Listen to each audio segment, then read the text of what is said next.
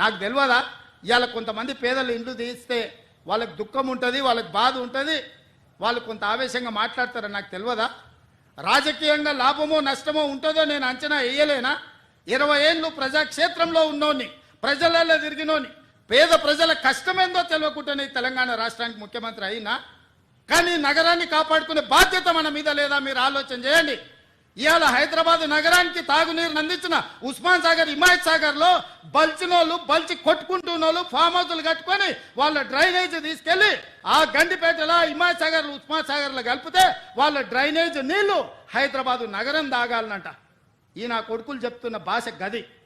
ఇవాళ ఆ farm house చుట్టూతో కట్టుకున్న ఇల్లు ఎవరివి? కేటీఆర్ కు లేదా? హరీష్ కు లేదా? కేవీపీ రామచంద్రరావుకు లేవా? చుట్టూతా మీరు కట్టుకున్న ఇండ్ల డ్రైనేజ్ హైదరాబాదు ప్రజలు తాగునీళ్ళ కలిపి మా ఇల్లు గులగొట్టొద్దు కాబట్టి ముసుగు దొడకడానికి